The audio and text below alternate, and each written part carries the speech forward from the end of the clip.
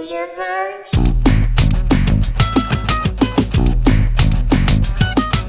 Binge or Purge? Binge or Purge?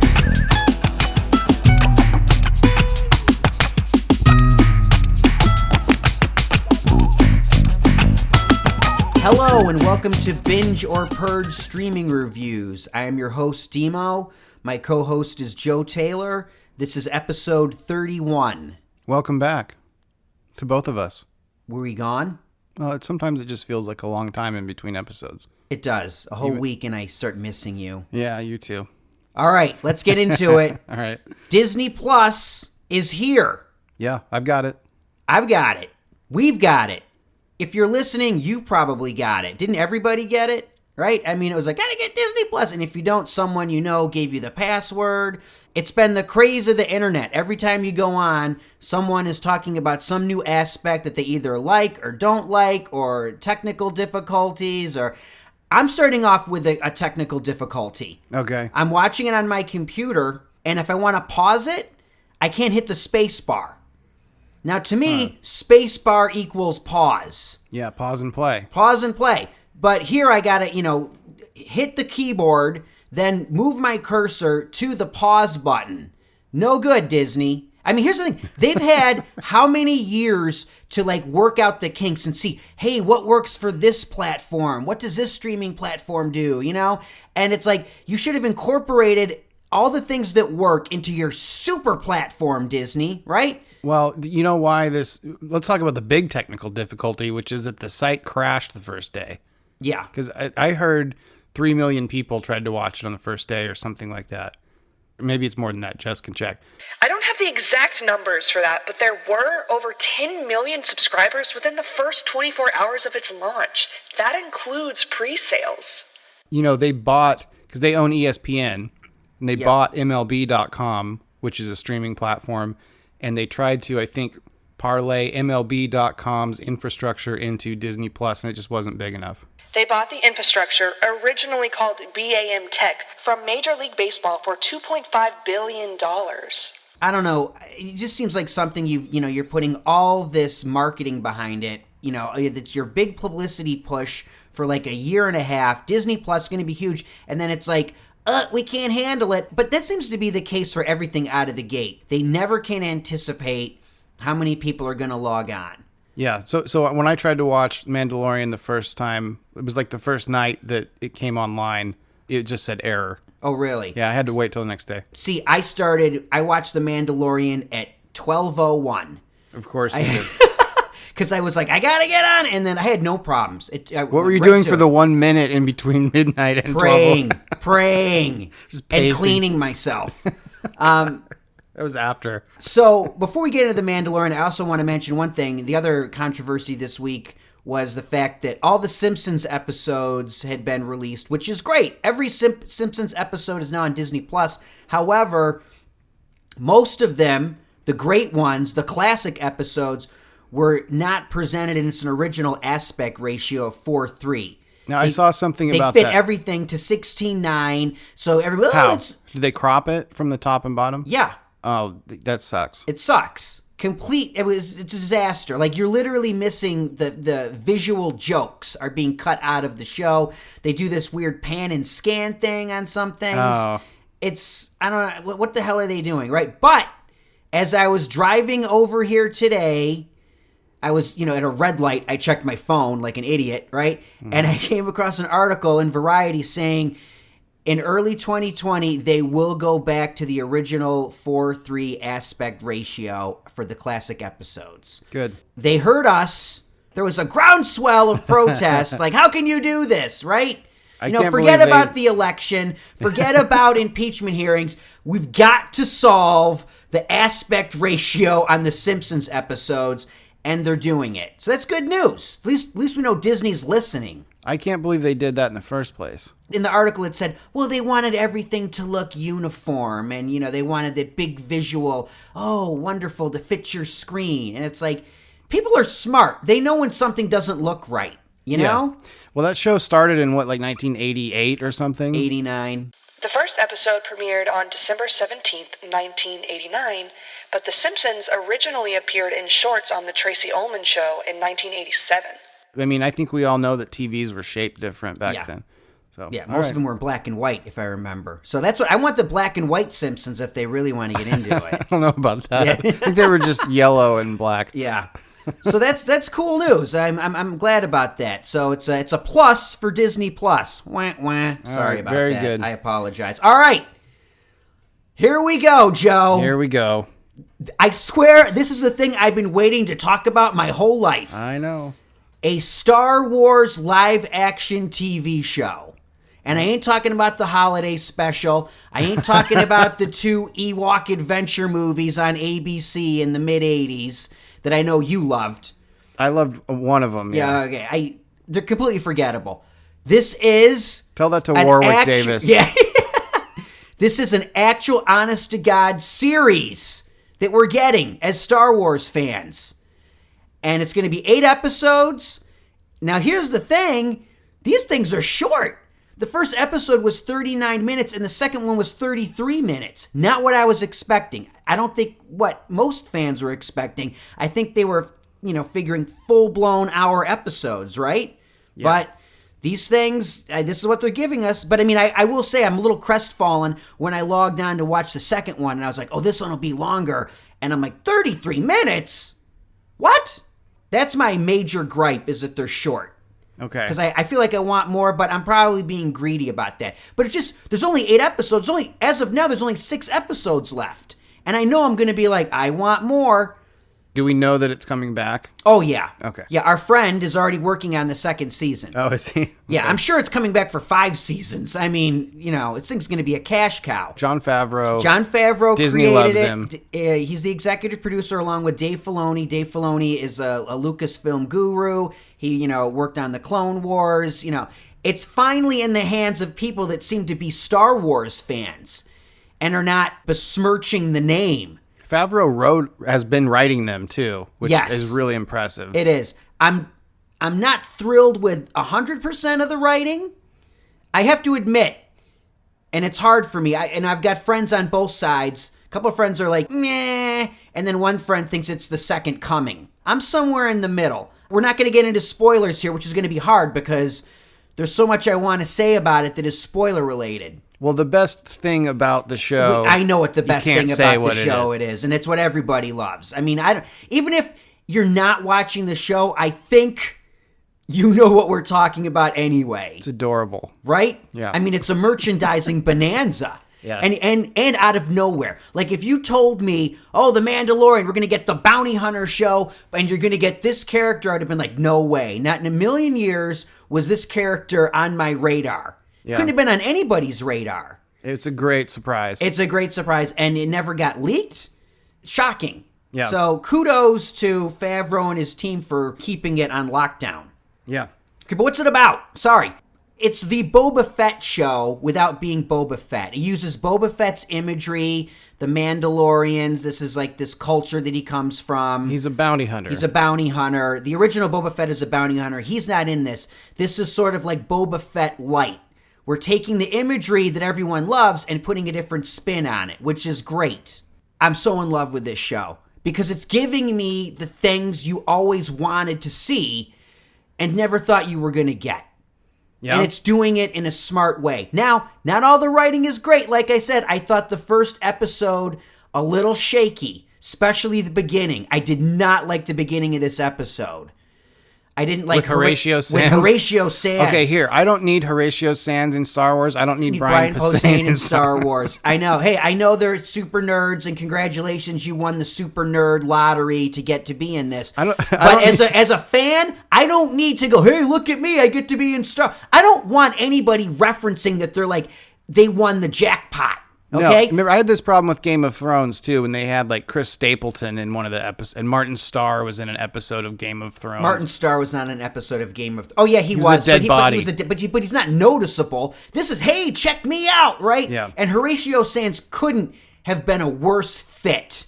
I'm like, they're starting off your show with this guy. It was cartoony. It was cartoony. It didn't even fit with the whole Star Wars feel. But as the episode went on, it got way better, a lot more interesting, and it ended fantastic. The IG-11 character, which is a playoff of IG-88 from The Empire Strikes Back, blah, blah, blah. I know you love all this stuff. That was a fantastic design and portrayal. I loved what they did with that character. Okay. I'm loving this so far because it has so much potential. And like I said, it's giving old school, old fart Star Wars fans like myself something to be excited about again in Star Wars. Because I'll be honest with you, this is the best thing we've gotten in 20 years. Even with its flaws, it's better than anything since 1983. It's way better than the prequels. Oh, well, for sure. For sure. And you can debate whether, it's not as good as Rogue One. I don't want to go down the rabbit hole of debating everything in the Star Wars universe. Well, I like 7 and 8, but I had just been born when Return of the Jedi came out. Right. See, the Force is not in your blood. Well, I had Star Wars sheets. I had Star Wars sheets, Star Wars curtains, Star Wars toothbrush, Have. Star Wars... Have. Yes, I have. Thank you. Breakfast Thank cereal. You. I have to hide them every time my girlfriend comes over. It's like I have to, just shove it all in the closet with, a dump truck. Uh-huh. It's like, beep, beep, beep, shove it in. All right, can I chime in on this thing? I guess. You know how I make fun of you and your spaceship movies and shows? Yeah. And I call it Star Trek all the time. And some of my favorite jokes on Facebook, etc., are when people ask if this is the origin story of Captain Kirk. I just think that's hilarious.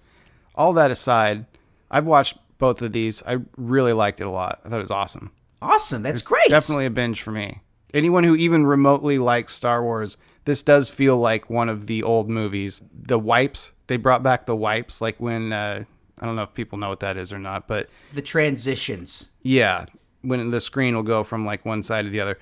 I also really like the visual effects because it doesn't look CGI.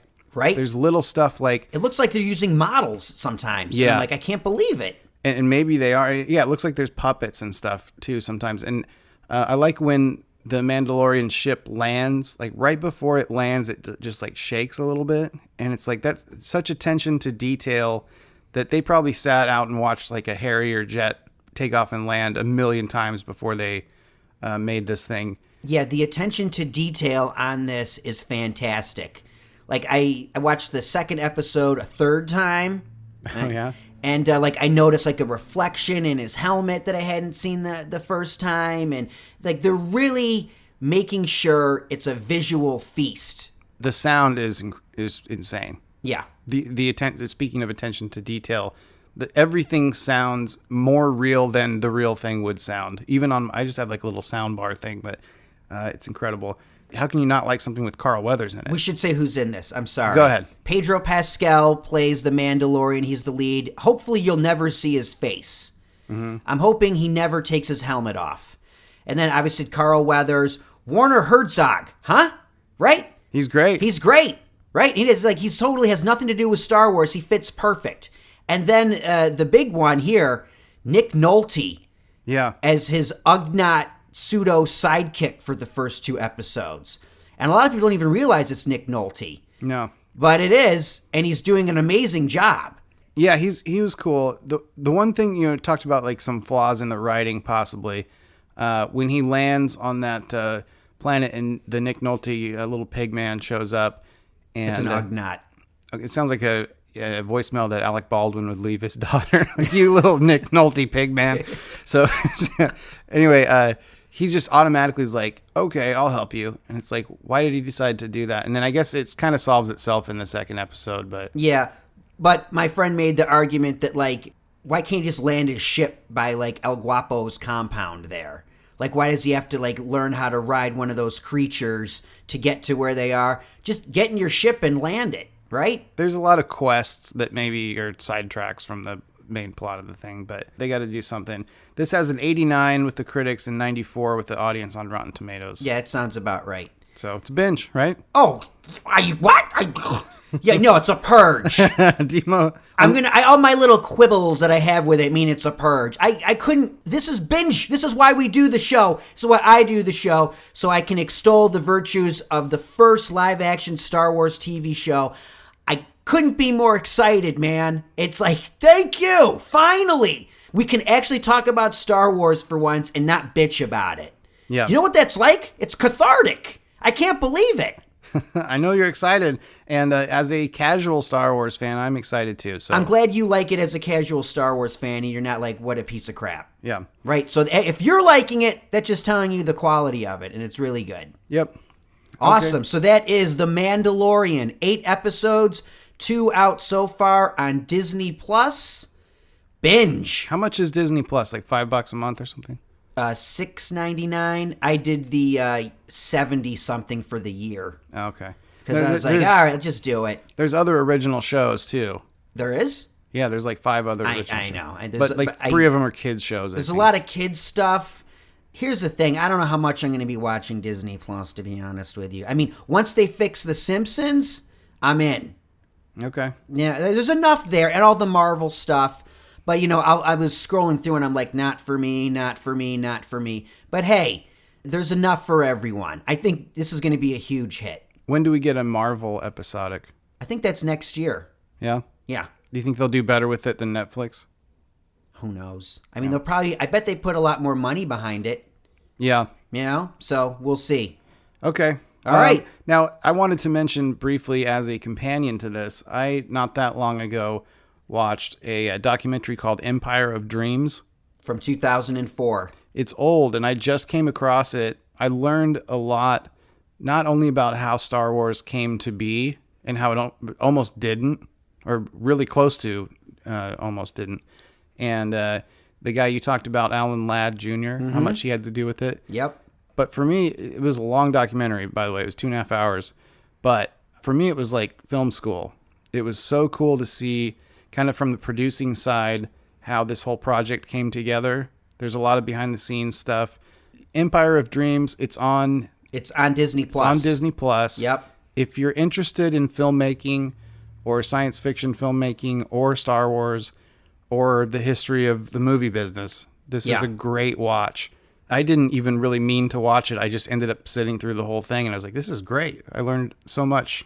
Yeah, I think I've watched it 3 or 4 times over the years. I come back to it, and there's always some little nugget that's interesting in it. It's awesome. So I just wanted to mention that briefly. That's a binge. Yeah, absolutely. Empire of Dreams streaming on Disney Plus as well. Yeah, great doc. Awesome. Okay. All right. What cool. else? We have 2 stand-up specials we want to cover by late night talk show hosts. One that has his own show and one that used to have his own show. Right. And they are Seth Meyers and Arsenio Hall. And they're both on Netflix. Both on Netflix. Seth Meyers is called Lobby Baby. And Arsenio Hall's special is called Smart and Classy. Yes. And we both watched these, correct? yes. Could not be more different specials. I agree. You want to go first? I'll go first. Okay. I'll start with Lobby Baby. All right. Now, we discussed on the previous episode the whole thing where you can skip his political rant on Trump. Yeah. And we're going to see how it worked. And I thought it was done really well. Yeah. Like people are like, oh, was he being censored? No, I mean, during the special, Seth Meyers acknowledges it. And he goes, for you watching at home, we're going to have a button in the corner. And he points at the wrong And he side of the screen. He points at the wrong side of the screen, but then when I watch it on my laptop, it's on the correct side of the screen. Oh. I know. I watched it I watched it twice to see if the button worked. Because course I it thought did. maybe the button was a fake out, maybe it was a joke, but it's legit. You can skip it. He's acknowledging it. It's not something that Netflix put in. Goes, we want you to have this skip button. He's like having fun with it. And I thought it was kind of a clever, creative choice. And he only talks about Trump for like 5 minutes, if that. It's not even a big deal. And I thought it was good. I thought this was super well written material. Very tight. I thoroughly enjoyed it. It's all about his life, having his wife having a baby in the lobby of their apartment, his relationship with his. It's very personal, but I thought also extremely relatable. Great callbacks and way to just weave everything Perfectly together. written. Perfectly written, perfectly structured. It was directed by his best buddy, Neil Brennan. Oh, yeah. Neil Brennan from The Chappelle Show, co-creator of The Chappelle Show. Yeah, great stand-up comedian. And I liked the look of it. I liked everything about it. They shot it in Minneapolis, and he really plays with the Minneapolis crowd well. It was a tight special, and it's definitely a binge. Now, I agree. I really liked it. Like I said, the writing was great. The jokes were great. I didn't skip the Trump stuff, but I thought that that his political stuff was very funny. And I think you can forgive anyone's opinion of anything if it's funny. And he was funny. This wasn't like the David Cross thing where it was just like, whoa, dude, chill. This was like really good jokes. And so I didn't skip it. But I really liked it a lot. Now, when I watch him, I do not feel like I'm in a comedy club watching a comic. No. I feel like I'm watching a late night host I feel it's like a Daniel Tosh type of thing where it's like, this would not fly at the speakeasy. No. It's very presentational. Yeah. It only works in a crowded theater with fans. Right. It doesn't work in a club. He couldn't have done that set. I mean, the material's good enough, but his stand-up comedy presentation is made for a packed theater only. He's not going to do a bringer show in the belly room and get a lot of laughs because he just seems a little bit disingenuous, I think, in a club environment. Possibly. Yeah. But it was good. I binged for sure. Now, before we talk about the Arsenio Hall special, I want to mention that I tried watching Jenny Slate's new Netflix special, which I could not get through. I could do 15 minutes of it, and she is the polar opposite of Seth Meyers. She has zero structure. It's like she's doing a show where she invited all her friends, and it's the first time she's ever done stand-up. Have you watched any of this? She is a giggling, babbling, unfocused mess. And I know a lot of people, they're like, oh my God, I love Jenny Slate's special. You got to watch it. I need some structure. Okay, and by structure, I don't mean cutting back to a documentary about your parents and your grandparents and your family. That's fine, I get it. She doesn't have enough material to do a full hour special, so she's got to do this documentary in between. I couldn't get through it, man, because she had no jokes. Right. I watched the first 15 minutes of it as well, and I was like, nah. Right? Now, I think she's great. I think... she's great on Big Mouth. I love her. I love her voice work on Big Mouth. Yeah. And I don't want to be like she sucks. She doesn't suck. But I thought this special was just an unfocused, meandering mess. The name of her special is called Stage Fright. It was half-baked. Yeah. It wasn't ready. She has no business doing an hour special. I felt like she was doing shots before she came out. Maybe. Does she do stand-up? I've seen her do stand-up live a couple times, Oh. and she was good. Okay. But she is zany and manic. That's just who she is. Yeah. So, I guess she's being true to herself up there, but I found it to be completely unwatchable. She played a comedian in a great little indie movie called Jess. Obvious Child from 2014, streaming now on Netflix. I saw it. Is that where she's got she meets the boyfriend? Yeah. And he knocks her up accidentally? Yes. Yeah, it was a good movie. She was good in that. Yeah. Special wasn't good. But anyway, on to Arsenio. On to Arsenio Hall. I'm doing sorry. the fist. You do. The dog You can't pound. see. I know. Waving my fist. There we go. I'm sorry, everyone. I apologize. Thanks, Dimo. You want to lead this one, buddy? In contrast to Seth Meyers, Arsenio's special felt like someone taped it in a club and he didn't even know it was being taped. It really felt natural. It felt like he knew where he was going, but it did not feel like someone was holding up cue cards like Seth Meyers did. It was way more genuine. It was real loose. Yeah, it was real loose. Great jokes. I mean, the material's awesome. It was well written, but it definitely felt like you were in a club seeing a comic and not watching a special on TV. Now, the only thing I can compare these two when we're talking about what does a real comic sound like versus someone who just wrote a special, like a Daniel Tosh or somebody, there's a bootleg recording of Norm Macdonald in Austin, Texas, that if you haven't listened to it, find it on YouTube. Talk about one of the most loose, but also clearly he knows where he's going all the time, but he acts like he doesn't. One of the best stand-up sets I've ever heard. Arsenio has that same type of feel where he seems to go off page quite a bit. I don't think he is. Right. And that's a huge compliment. He'll hit on a topic about something and then come back to it later. Like it seems very loose and he's all over the place, but he's not. Everything has its own structure. It is a fun show. And like you said, he's got jokes, he's got tags for the jokes. Everything is a setup, punch. And the crazy thing, this is his first stand-up special. Oh, really? He's never done one before. Didn't he do like Young Comedians or something on He HBO? might have, but I mean, this is his first full-on special. Yeah, okay. Now, we saw him. Were you with us? I saw him about 2 years ago at the Comedy Store in the original room. And he was just trying out stuff.